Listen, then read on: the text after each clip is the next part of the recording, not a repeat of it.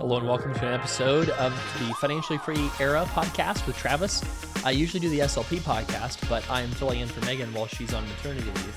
And I'm excited to tackle a Travis flavored version of a investment question today. I say Travis flavored because I'm a little bit more blunt and a little less polite than Megan, so hopefully you'll be still entertained because it's supposed to be the fun show. This is supposed to be the Friday podcast, free of snark, free of any grumpiness and old man get off my lawn vibes. But unfortunately, you're stuck with me. So I think you're still going to save some money listening to today's podcast, though, because I'm going to tackle something that I see over and over and over again among people who are DIY or DIY oriented that they don't think about. And I think that you might be interested to think about: are you making any of these three critical mistakes that you can easily spot on somebody's tax returns, and then maybe you'll look out for them for this tax season this year. So that's basically today's episode title, by the way, is 3 easily identifiable mistakes with your investments you could be making just by looking at your tax returns. You can spot them that way. So I'm going to tackle 3 different ones, and we'll maybe talk about why each one of these 3, are very, very common mistakes that people make. And maybe hopefully you won't make them after listening to today's show. Does that sound cool? So first one is going to be Schedule D, carry forward losses. Everybody says they tax loss harvest. Everybody says that they do it. And then you look at Schedule D and you look for the carry forward losses that somebody's not using that year, that have been carried forward from past years. And then you see that there's hardly anything there. This is very common. You might say, well, maybe there's no carry forward losses because the market's been doing good the past couple of years. That's reasonable. But somebody who has been investing for at least 10 years should have a substantial amount of carry forward losses, in my opinion, on their Schedule D that they are carrying forward to future years to offset against future gains. Why could this make a big difference? So if you are just doing the buy and hold strategy and that's all you're ever doing, say like with one mutual fund or something at Vanguard, right? If that's all you're ever doing, then you're not building up any paper losses over time that you can use to offset the sale of assets in the future. And what happens when you are buying let's say a dental practice and you're depreciating a bunch of stuff in the dental practice, right? And you're depreciating the building that you bought and all those things. Eventually you turn around and sell that. And then you've depreciated a lot of the assets, which means a lot of the sale price is going to be treated as a capital gain. And when you go and you sell that, you're going to have to pay a ton of taxes on the capital gain from selling the business. So the way you can reduce those taxes is by having a very large carry forward loss that you're bringing forward that every year you report on your Schedule D. And so if you don't have a huge number on your Schedule D, that's the carry forward losses from tax loss harvesting over time. If you don't have a big number there and you've been investing for several years, that suggests that you really need to do some more tax loss harvesting. And that's one thing that is much easier today with modern technology, with an advisor or some automated service. Somebody should be able to be managing the tax loss harvesting for you. The problem, though, is when you do tax loss harvesting with an automated robo-type service, they're not going to be as aware and checking, against wash sales. When you buy something that's similar in a retirement account, it can create a wash sale, can disallow all that hard work you did with tax loss harvesting. So generally speaking, if you are having somebody manage tax loss harvesting for you, it's better to have them manage all of it, or to at least have, your retirement stuff be in target date funds that won't conflict with whatever's going on in your brokerage accounts. Another problem I see is people have multiple different brokerage accounts at multiple different places. That's a great way to create a wash sale, which means it basically disallows all that hard work you did with tax loss harvesting. So Schedule D, what does your Schedule D show? Is it a big negative number? I hope it is. And if it's not, that means you are leaving money on the table. One MIT study suggests that it's around 0.85% of performance when you're adjusting for the wash sale rule that you're leaving on the table if you don't do regular tax loss harvesting. So it's a big impact. So that's my number 1 investing mistake that's easily spottable on a 1040. Number 2 is, what does your Schedule A show? What your Schedule A is donating donations to charities. Are you donating via cash or are you donating via appreciated shares of stock? So it's a big difference, and it helps a lot long-term with tax consequences. So again, let's think about if you are really charitably inclined. Let's say you give 10% to your church or something like that. Or maybe you give, a bunch of money to, fill in the blank charity that you care about, whatever it is, right? And let's say you're giving 10% of your income in cash. I'm going to pick a big number just because it's easier to see the impacts when you're talking about a big number, right? But let's say you are making $400,000 a year, donating $40,000 a year to charity. Okay, if you do that for say 10 years, you are going to have $400,000 that you've donated, more than that if your income's going up and you're still giving 10%. But hundreds of thousands that you've donated to charity, and you get to write some of that off if you're itemizing. But what you could have done is you could have taken the very worst gains in your portfolio. I mean, the biggest is in worst. You could have taken the very largest gains in your portfolio and donated those stocks to charity instead. And what you would have done is been able to take the cash you would have, given to the charity and use that cash to replace the stocks in your portfolio that you donated. And what that is basically active cost basis management. Right? So you've heard of active management. You've heard that's a bad thing, or it's questionable to do that. But what you might not have thought about is actively managing your portfolio's cost basis is potentially genius, right? Because what that does is it takes away all these big gains, these big future tax hits you're going to take, and it takes them out of the portfolio, and you replace those positions with much higher cost basis positions where your future tax liability is much less. Why does that matter? If you want to use your money one day, then maybe you should be paying attention to your cost basis and trying to keep it as low as possible. Sorry, not as low as possible, keeping it as high as possible, because a high cost basis is your friend, because you want your cost to be high so that when you ever sell something, the gain is really low, because a high cost means a lower gain, basically. So those are something to think about. So Schedule A, are you giving stocks to charity if you give money to charity, or are you giving cash? If you're giving cash, you're doing it, in my opinion, the wrong way, at least if you plan to enjoy your money one day. Number 3, easily spottable mistake on a 1040 for investment purposes is your backdoor Roth IRA. On schedule, 1040, I should say, in your 1040 in line 4A, it should show IRA distributions. And if there's nothing there, then you did not do backdoor Roth IRA basically for that tax year, probably. And then, a lot of times we see people forget to fill in cost basis information or something like that on a backdoor Roth conversion. And they end up with accidentally telling the IRS that it was fully a taxable event. That's pretty lousy.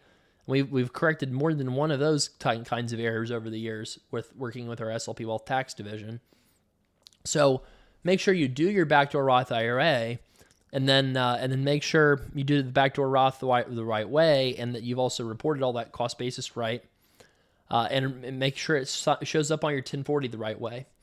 So those are just 3 quick examples, right? 3 quick examples of things that are easily findable on a 1040.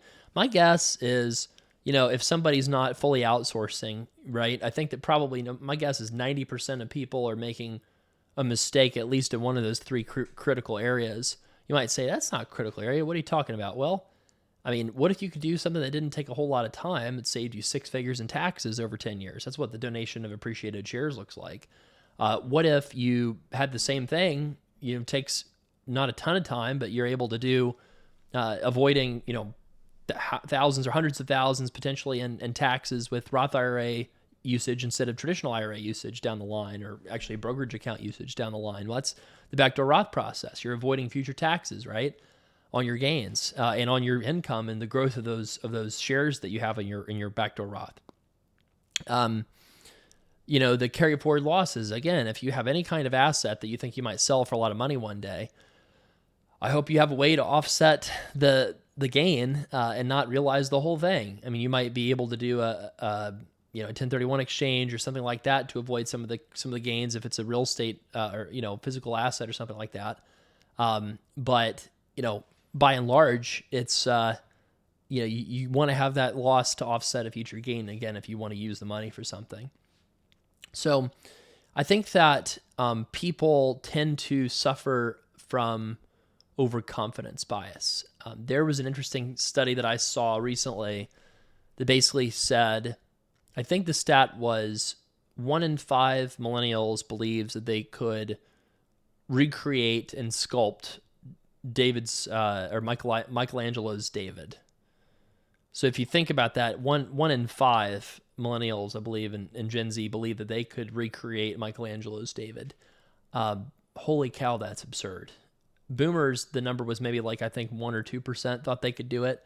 But I mean, I think young people tend to have a big problem with overconfidence bias because we haven't, a lot of cases, seen the bad things that happen when you try to, when you try to do certain things that you think you're going to do and then you don't, right?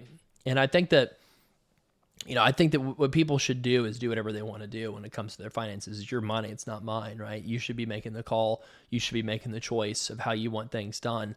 I think it just comes down to, I think a lot of people think that they don't ever make investment mistakes. I'm not, only idiots do, make those, only fools pay for somebody else to manage your money. Nobody's going to care as much as you. Why would you ever outsource anything to anybody to manage your investments, right? Or something like that. I mean, I think there's a lot of thoughts like that, but the problem is behavioral finance is undefeated. I mean, if you look at people's habits, if you look at what people do, if you look at just the things that happen with people's portfolios, people get busy. I'm dealing with, recording this late at night because kids have basically 2 days of ice and no school and nothing gets done, right? And you're just like in paralysis mode, just doing whatever you can, right? So like, I think that when you're single or, you don't have kids or something, you're young, you kind of think, oh, I'm fine. I don't need any help. I'm good, right? And then what you find out over time is, there's some professionals that you work with that it's legit lousy. Like it's a bad service for what you pay, right? So for example, what I would kind of suggest is that, say, there's, for example, home contractors that take a percentage on a project, right? They have some mismatched incentives, right? They want the contract to be as big as possible so they can get the maximum percentage-based fee on the whole project possible, right? It doesn't perfectly align incentives. But I would tell you, I've worked with contractors, some of which represent excellent value for the percentage-based model, and some who represent terrible value for the percentage-based model, right? So it's really the value that somebody's able to provide. And, I've also worked with folks that have an hourly model for design work. And, that was a disaster. This person was terrible that I worked with, so it's like, you think about, value for the money. That's what people should be expecting when you're working with someone. And hopefully if you're working with SLP Wealth, I hope you feel like you're getting a lot of value for the money. I think that you will get more value if you reflect and say, what in my life am I so busy that it would be helpful to turn this over to help it be managed and have oversight externally, accountability, right? And I think certainly things like, backdoor Roths. I mean, I hope that we're managing most everybody's backdoor Roth at SLP Wealth one day, because it really is just a pain in the butt to do. And remember to do it, and remember to do it at the right time. Because, you can do it at the beginning of the year for the current tax year and get the whole year, tax-free growth on the Roth IRA, or you can wait till the last second in December and then do it, and you missed out on a whole year of that tax-free growth, right? So that's what I mean about all this stuff that's hard to kind of think through and manage and get done at the right time, or at least the optimal time. So today can be a short episode because, again, I mentioned the ice storm that our kids are staying home from school for. And it's supposed to be a fun Friday pod, right? So you won't mind if it's short. You can get your weekend started faster. So again, just to recap, the 3 big investment mistakes I can spot on a 1040. Backdoor Roths not being done on 1040, the very first page. Schedule A, donating cash to charity instead of stocks to charity. When you've got a brokerage account, you could be making your cost basis go up, which is good because it reduces your future taxes on gains. And then the last one is Schedule D, carry forward losses, just not doing taxless harvesting. You can see the cumulative effect of not doing taxless harvesting for many years. You just see hardly nothing at all in the carry forward losses section on Schedule D. So take a look at your 1040 this year, your tax returns when you get them done, and look through your 1040 and look for those spots in your tax return and say, did I do all those things? And if you didn't, you either need to do them or you need to hire somebody to do them, in my opinion, because I think that's too important to not do those things. Especially when you think about all the cumulative impact of not doing these things over years and years and years. And I just picked 3. I could have picked a lot more than that, but I think 3 is a pretty reasonable number to call out in today's pod. If I was going to say what's the biggest behavioral finance mistake that I see people make, it's probably performance chasing in various ways. People performance chase all kinds of things. It's not just stocks. It's real estate, it's crypto, it's gold, it's, Airbnbs. I mean, you could go on and on and on about asset classes that people get really excited about after they've already had an extended period of outperformance. And then when they have an extended period of underperformance, people are not as interested in them. That's another big problem that happens all the time. And then people also hold on to an asset allocation too long because of the past performance. They think, oh, it's going to come back in no time. It's going to start outperforming for another 10 years again in no time. And, that kind of doesn't work out. If you look at a lot of the momentum of asset classes over time, you can have one asset class have several years of outperformance before it snaps back to like mean reversion. Not to say that's always the case. I have to say past performance is no guarantee of future results, right? But thanks for enjoying the Friday Financially Free Pod episode with me. And if you, if you're like, oh gosh, that was tough, I can't wait for Megan to be back. She's going to be back in only a few weeks, guys, so get excited. So thank you for listening to Financially Free Era Pod with Travis, and hope you have a great weekend.